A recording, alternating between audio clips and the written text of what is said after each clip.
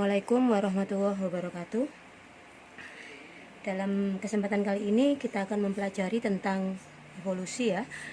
Jadi evolusi adalah perubahan pada tubuh makhluk hidup yang terjadi secara perlahan-lahan dalam jangka waktu yang sangat lama. Jadi dua poin penting yang harus kita garis bawahi di sini adalah konsep perlahan-lahan dan jangka waktu yang sangat lama.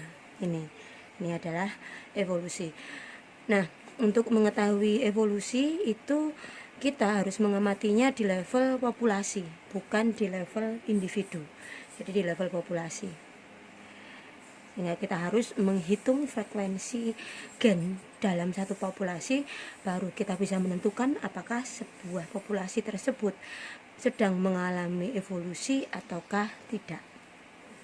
Nah, untuk mencari tahu tentang apakah sebuah populasi sedang mengalami evolusi atau tidak, dua orang ahli, yakni Hardy dan Weinberg, beliau mempelajari hal tersebut. Tapi sebelum ke sini mungkin kita flashback lagi tentang hierarki makhluk hidup ya. Dimulai dari sel, kemudian ke jaringan, dari jaringan organ, kemudian sistem organ, individu, baru kemudian populasi dan seterusnya. Jadi ini tadi evolusi terjadi di level populasi. Sekarang kita kembali ke hukum Hardy-Weinberg. Jadi melalui studinya beliau berdua menciptakan sebuah hukum yang disebut sesuai dengan namanya, yakni hukum Hardy-Weinberg.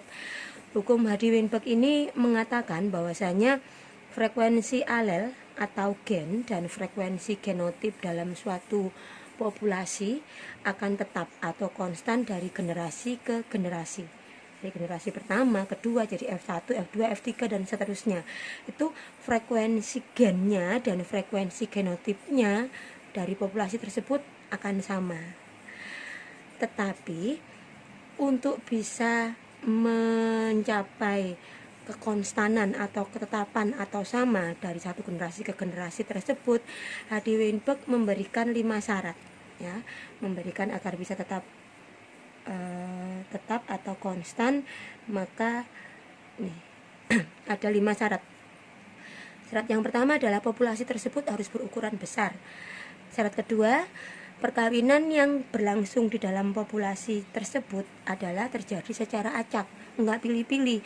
Jadi pokoknya jantan kawin sama betina manapun, betina kawin dengan jantan manapun, nggak ada mating habitual, jadi nggak ada perilaku kawin, nggak ada naksir-naksiran, suka-sukaan gitu, nggak ada. Pokoknya asal kawin gitu aja lah. Itu kan agak mustahil ya. Di manusia sangat kemungkinan di zaman modern seperti ini kemudian nggak terjadi. Kalau populasi besar mungkin masih bisa dicapai syarat ini. Ya, syarat yang ketiga adalah tidak terjadi mutasi. Ini juga semakin lama juga semakin tidak mungkin, karena kadangkala mutasi berjalan secara spontan. Apalagi di era modern seperti sekarang, dunia berlomba-lomba membuat terobosan di bidang mutasi genetik. Yang keempat, tidak terjadi migrasi, perpindahan, baik itu imigrasi masuk ya atau emigrasi keluar. Ini juga kalau dalam kondisi real agak mustahil, karena memang mobilitas makhluk hidup sangatlah tinggi, utamanya manusia ya. Kecuali mungkin sekarang ketika sedang ada pandemik COVID-19, jadi migrasi kita agak terhambat. Yang kelima adalah tidak terjadi seleksi alam. Ini juga sebuah proses yang mau nggak mau sudah berjalan begitu saja apa adanya, tidak ada yang bisa menghentikan, tidak ada yang bisa mengelak dari seleksi alam. Sehingga 5 syarat inilah yang harus dipenuhi kalau kita menginginkan suatu populasi frekuensi gen dan frekuensi genotipnya tetap atau konstan. Nah, untuk memudahkan mengingat, kita bikin singkatan ya. Jadi kita ambil huruf pertamanya, ini P, berarti P-nya berapa? Oke, P-nya 2. And then ini T pertama, T kedua, T ketiga. Berarti T-nya ada 3. Untuk memudahkan misalnya saya menyebutnya dengan PT. Tuh. P pertama populasi besar, P kedua perkawinan secara acak, dan seterusnya. Seperti ini. Nah, R.J. Weinberg itu beliau berdua memberikan rumus untuk gen ya, gen atau alel nih ya, gen atau alel yakni P plus Q sama dengan 1 atau 100% atau konstan. Jadi 1 ini artinya adalah 100% atau konstan tetap. Dimana P, kalian ingat kembali pelajaran dasar tentang genetika, gen ada dua macam, ada dominan, ada resesif. Berarti yang P ini merupakan frekuensi gen dominan. Kalau misal kita sebut huruf A, berarti A besar ya. Sedangkan Q adalah frekuensi gen resesif atau huruf A kecil. Udah nih. Lah, tadi untuk gen atau alel. Terus sekarang bagaimana untuk genotipnya? Maka gen tadi kita kuadratkan.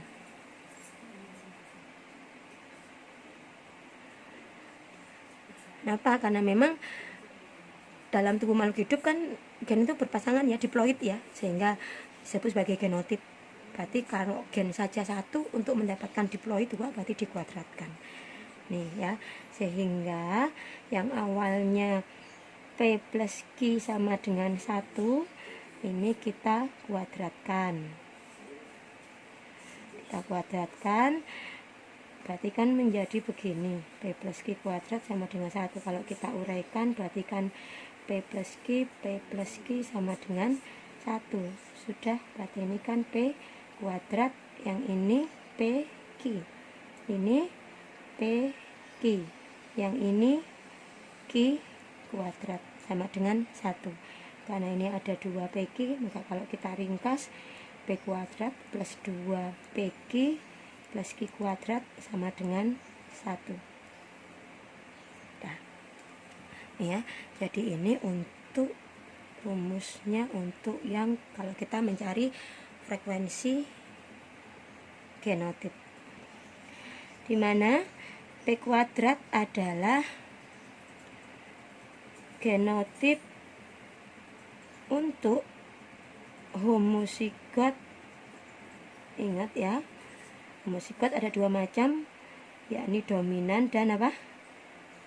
Resesif ya. Kalau dominan berarti kan huruf besar semua, karena genotip kan berpasangan ya, berarti misal A besar A besar. 2 PQ ini berarti genotip untuk apa? Kalau P kuadrat kan sama-sama huruf P, ada 2 kuadrat, berarti kan homo, sama-sama ya, dominan.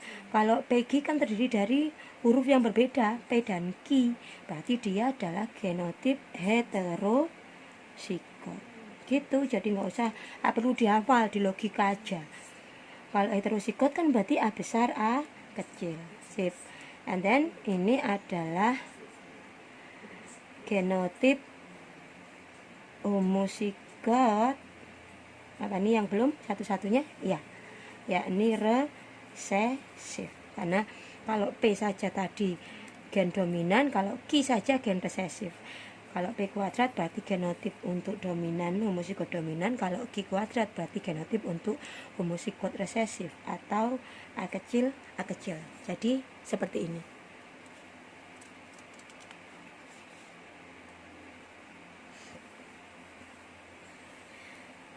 Jadi pemahamannya gini, misal ya, populasi ayam di desa suka pintar, sama kayak kita semua suka menjadi lebih pintar ya tiap harinya, makanya rajin belajar. Di generasi pertama induknya ya, itu genotip A besar, setelah dihitung ternyata persentase atau frekuensi genotipnya itu 50%. Kemudian genotip A besar A kecil itu 30%, dan terakhir adalah genotip A kecil A kecil. Sisanya berarti karena memang kan totalnya harus 100%. Berarti ini berapa? 80 ya, berarti ini tinggal 20%. Nah, kemudian kita tunggu sampai munculnya generasi kedua. Generasi kedua kita hitung lagi. Kita hitung frekuensi genotipnya. Ternyata generasi kedua A besar A besar tetap 50%, A besar A kecil tetap juga 30%, A kecil tetap juga 20%.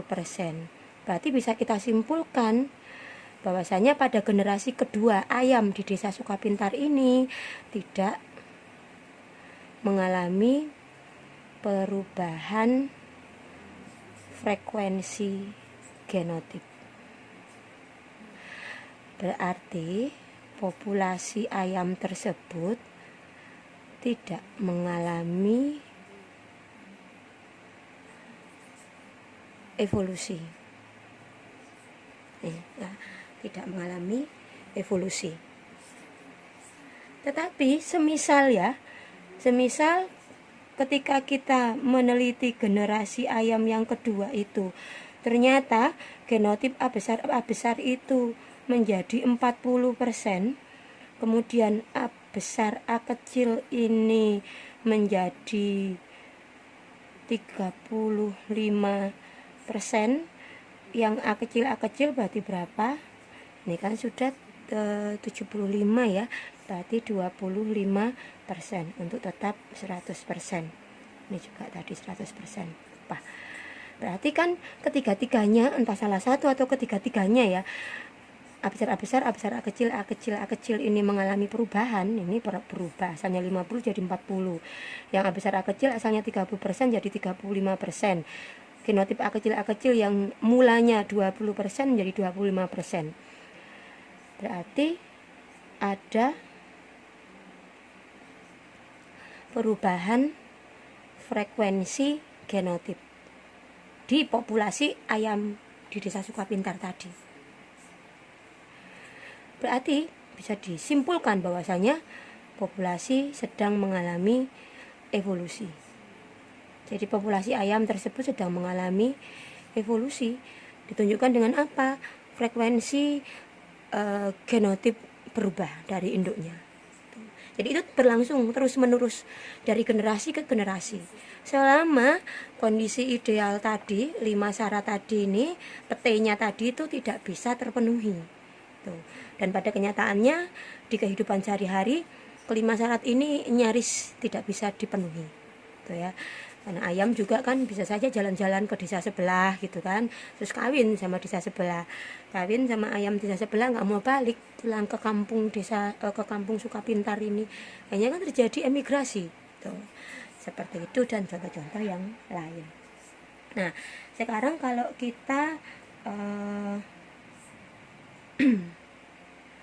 contoh pada manusia sekarang ya, contoh hukum Hardy-Weinberg pada manusia. Kasus albino.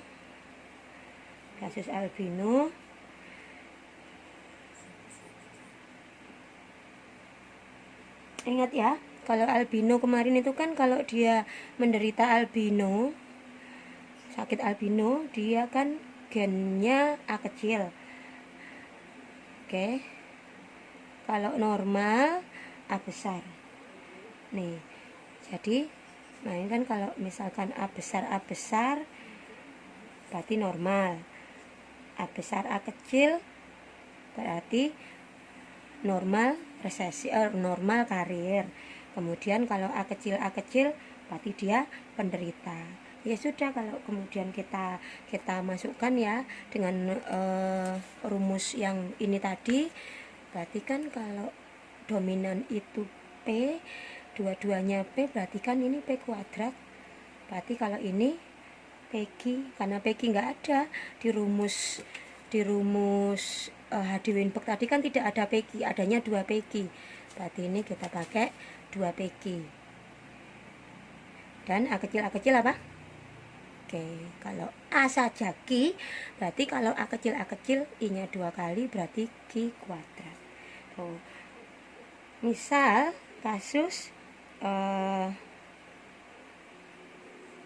terdapat penderita albino sebanyak 4% dari 100 orang di sebuah kampung misal, maka carilah berapa banyak yang normal dan karier dari 100 orang tersebut. Sudah gitu ya. Berarti kan ini tadi kalau albino kan sama dengan Q kuadrat nih tadi ya, albino Q kuadrat. Q kuadratnya ada 4%. 4% ini sama dengan 0,04. Nah, ini Q kuadrat. Kalau kita mau nyari Q, berarti kita akarkan. Ya, 0,04 adalah 0,2.